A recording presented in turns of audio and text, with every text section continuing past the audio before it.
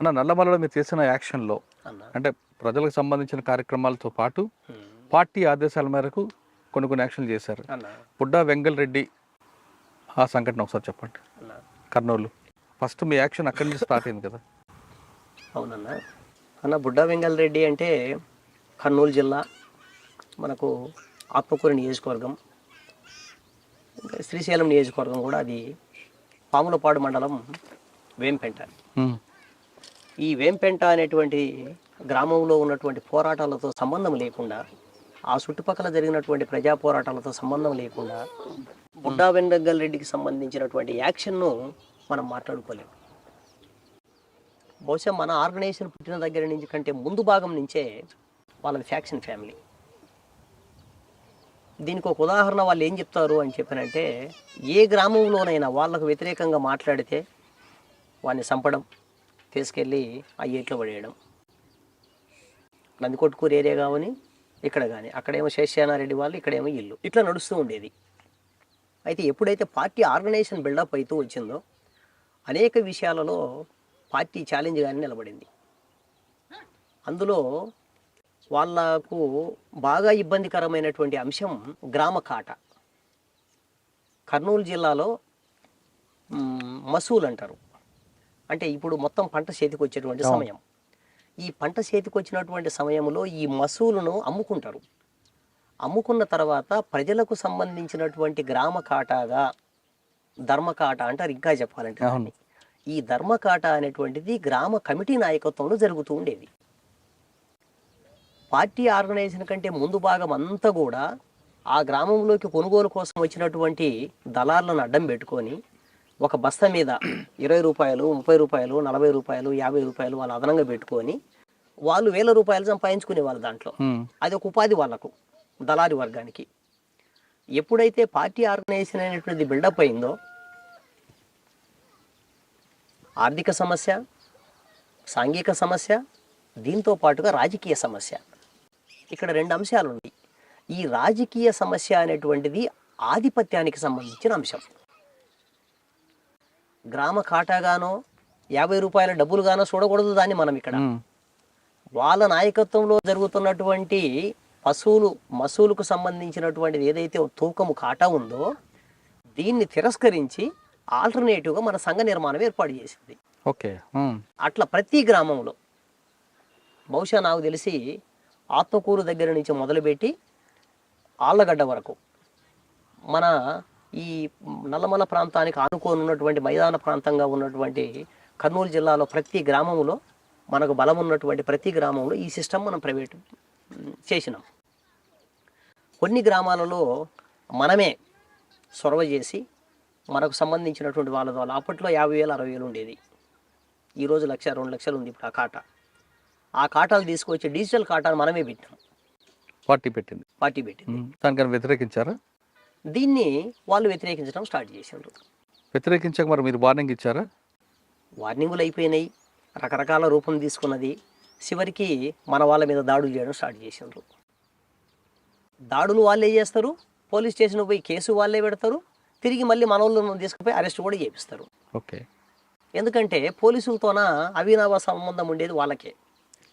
ఇంకా చెప్పాలంటే ఒక ఫోన్ కాల్ కొడితే శేషానారెడ్డి ఎత్తాడు, లేకపోతే బుడ్డా వెంగల్ రెడ్డి ఎత్తాడు, డైరెక్ట్గా ఇంకెవడైనా బలుకుతాడు వాళ్ళకు. ఆనాడు ఉన్న పరిస్థితి అది. ఇంకో పక్కన ప్రతిపక్ష స్థానంలో ఉన్నటువంటి ప్రతాప్ రెడ్డి ఏమో ఏమి చేయలేని పరిస్థితి. ఆయన మినిస్టర్ కూడా పనిచేసిండు లాస్ట్ టైం రాజశేఖర రెడ్డి గారి గవర్నమెంట్లో. ఏరాస్ ప్రతాప్ రెడ్డి గారు ప్రతిపక్షంలో చూస్తూ గుడ్లు అప్పగించి ఉంటాడే తప్ప అండు ఆ అండు, ఇది నిజము అండు, కరెక్టు అండు, తప్పు అండు, ఒప్పు అండు. సరే, ఈ పరిస్థితుల్లో మనము మనదైనటువంటి పద్ధతుల్లో ఆర్గనైజేషన్లో భాగంగా, మన పోరాటంలో భాగంగా, మన ఉద్యమంలో భాగంగా, రాజ్యాధికారంలో భాగంగా చెప్పాలంటే గ్రామ రాజ్యాధికారం అనేటువంటిది ప్రజలు స్వయంగా అనుభవించినటువంటి రోజులు ఇవి.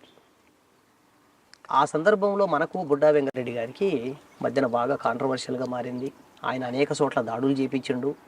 ఇది ఉండి పెద్దదైపోతే ఎటువంటి ప్రమాదం దారి తీస్తుందో అని చెప్పేసిన దాన్ని చాలా ముందు నుంచి వాళ్ళు గమనిస్తూ వస్తున్నారు. రాయలసీమలో ఉన్న ప్రత్యేకత ఏంటంటే ప్రతి చిన్న విషయాన్ని చాలా జాగ్రత్తగా గమనిస్తారు. సో అట్లా బుడ్డా వెంగల్ రెడ్డి వేంపెంటను ఆధారం చేసుకొని వేంపెంటలో మన వాళ్ళ మీద దాడి చేయించటం, ఆ తర్వాత ఈ దాడులకు కారణమైనటువంటి బొమ్మని శివయ్యను మన దళం పోయి చంపడం, దీన్ని బేస్ చేసుకొని మళ్ళీ దాడి చేయించటం, 8 మందిని కిరాతకంగా నరికి చంపడం, ఇట్లా చేసుకుంటూ వచ్చిండు. ఇంకా అనేక గ్రామాలలో వాళ్ళ వర్గాన్ని ప్రోత్సహించడం. నల్లమలలో మొట్టమొదటి దాడి బుడ్డా వెంకటరెడ్డి. వెంకటరెడ్డి అన్న. దాని తర్వాత నక్సల్స్ అంటే భయం వచ్చింది అనుకుంటారా? నక్సల్స్ అంటే రాజకీయ నాయకులలో ఒక రకంగా నిజంగా చెప్పాలంటే వణుకు స్టార్ట్ అయింది. చాలా గ్రామాలలో నుంచి రాజకీయ నాయకులంతా బయటికి వెళ్ళిపోయి అయితే కర్నూలు లేకపోతే మెజార్టీగా హైదరాబాద్ చేరేవాళ్ళు. వీళ్ళంతా కూడా హైదరాబాద్ నుంచి ఫోన్ల ద్వారా నడిపించేవాళ్ళు రాజకీయం అంతా. లేదనుకుంటే పట్టణాల్లోకి వచ్చి పట్టణాల్లో మకాం వేసి లాడ్జీలలో ఉండి అక్కడి విలవనొప్పుకొడతా వాళ్ళ అనుచరులను. కానీ అప్పట్లో ఒక వార్త, బుడ్డా వెంకటరెడ్డి హత్య తర్వాత మావోయిస్ట్ పార్టీ అంటే అప్పుడు నక్సల్స్ అదొక భయం క్రియేట్ చేసి ఫ్యాక్షనిస్టులను కూడా బెదిరించి డబ్బులు వసూలు చేసుకునేవారు అనేది ఒక వార్త ఉంది. తప్పు, ఘంటాపదంగా ఖండించగలం దాన్ని. ఏ రోజు కూడా ఏ ఫ్యాక్షనిస్టును కూడా నక్సలైట్ పార్టీ డబ్బులు డిమాండ్ చేసిన పాపాన పోలేదు. కాంట్రాక్టర్లు తప్పు. అది కాంట్రాక్టర్ల దగ్గర ముక్కుబిండి వసూలు చేస్తాం. కాంట్రాక్టర్లు అనేటువంటి వాళ్ళు అడవిలోకి వచ్చి అడవి సంపదను తీసుకుపోతున్నారు, బయటికి లక్షల రూపాయలు సంపాదిస్తున్నారు. సో అందులో భాగంగా ఒక పక్కన కూలీ రేట్లు పెంచుతాం. అంటే కాంట్రాక్టర్లు మాత్రం బెదిరించేవారు. బెదిరింపు అనేటువంటి దాని అర్థం కంటే కూడా ఇంకా దాన్ని ఏ అర్థంలో మీరు మాట్లాడతారనేటువంటి దాన్ని పక్కన పెడితే ముక్కుపండి వసూలు చేసేవారు. ఒక రకంగా చెప్పాలంటే వాళ్ళకు ఘంటాపదంగానే చెప్పేవాళ్ళం, ఇది పార్టీ పన్ను కట్టాలి, పార్టీ కోసం ఇది అవసరము ఆర్గనైజేషన్లో భాగంగా అని అర్థం చేయించే వాళ్ళకి అర్థం చేయించే వాళ్ళము. గట్టిగా డిమాండ్ చేయాల్సి వచ్చిన అర్థం కాని వాళ్ళకి అర్థం చేయించే వాళ్ళం. ఇంకొక రూపాలలో ప్రజలు ఏం చేయాలో వాళ్ళకి తెలుసు, వాళ్ళు దాన్ని తగ్గట్టు చేస్తారు. అన్న, బుడ్డా వెంకటరెడ్డి హత్య తర్వాత మీరు చేసిన మరో పెద్ద ఆపరేషన్ చెప్పండి. అదే నేను ఇందాకనే చెప్పినానన్న, నల్లమల చుట్టూతా పార్టీ తీసుకున్నటువంటి సాధారణంగా ప్రతి నిర్ణయంలో ఏదో ఒక రూపంలో నేను ఉంటూ వచ్చాను. ఓకే, నల్లమల దాటిన తర్వాత శేషాచలం అడవులు, అలిపిరి, చంద్రబాబు నాయుడు గారి అటాక్ ప్లాన్ ఎవరిది, పాత్ర ఎవరిది, సూత్రధారులు ఎవరు? సాధారణంగా పోలీసులు చెప్పేటప్పట్లో శేషన్నతో పాటు మీరున్నారనేది. అసలు వాస్తవంగా ఆ రోజు ఏం జరిగిందండి?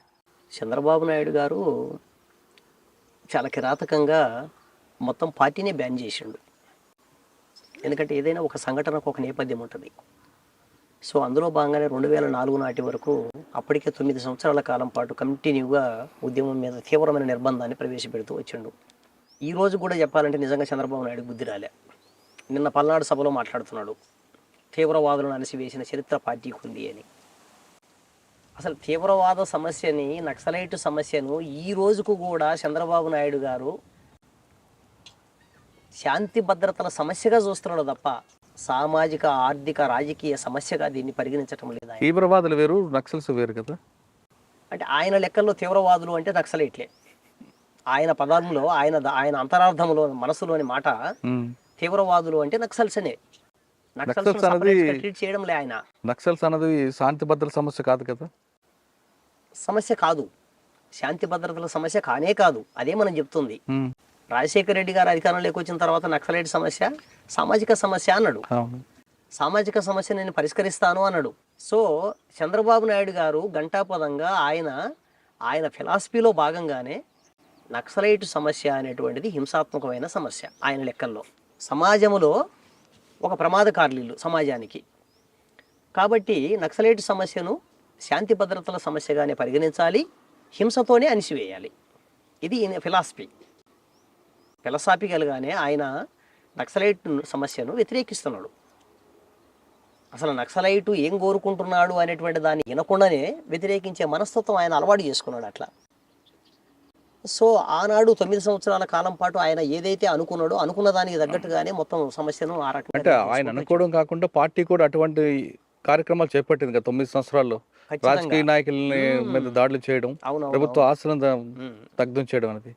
మరి అది అప్పట్లో లాండ్ ఆర్డర్ సమస్యగానే ఆయన పరిగణించుకోవడము. వాస్తవంగా అప్పటికి పార్టీ ఉధృతమైనటువంటి పరిస్థితుల్లో ఆర్గనైజేషన్ బిల్డప్మెంట్ అనేటువంటి ఆ స్థాయిలో ఉంది కాబట్టి అనేక రకాల పోరాటాలు ముందస్తుకు వచ్చినాయి.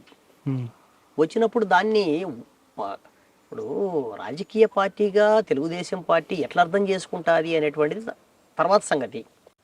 ప్రజలు వాళ్ళ అవసరం కోసము, వాళ్ళ ఆధిపత్యం కోసము, వాళ్ళ రాజ్యాధికారం కోసము వాళ్ళకు ఉన్నటువంటి రకరకాల సమస్యలు పరిష్కరించడంలో భాగంగా వాళ్ళ పోరాటాన్ని ముందుకు తీసుకుపోతారు. అందులో భాగంగా అడ్డం వచ్చినటువంటి వాళ్ళను 1కి 4 సార్లు హెచ్చరిక చేస్తూ ఉన్నారు, అట్లా ముందుకు తీసుకెళ్ళిండ్రు. సో ఈ క్రమంలోనే ఆయన మొత్తం పార్టీని బ్యాన్ చేసి పార్టీ మీద ఇది చేసిండు. తర్వాత చంద్రబాబు నాయుడు గారిని ఖచ్చితంగా ఆయన మీద యాక్షన్ చేయాలని చెప్పేసి అని, అది సెంట్రల్ కమిటీ తీర్మానం, స్టేట్ కమిటీ కాదు, స్టేట్ కమిటీకి సంబంధించిన ప్రతిపాదనతోన సెంట్రల్ కమిటీ ఆమోదంతోన జరిగినటువంటి తీర్మానం. ఎప్పుడు అంటే సెంట్రల్ కమిటీ నిర్ణయం ఎప్పుడు తీసుకుంది, ఎన్ని రోజులు రెక్కీ చేస్తే ఆ కార్యక్రమం స్టార్ట్ అయింది? 2003 సంఘటన, ఓకే, అక్టోబర్లో.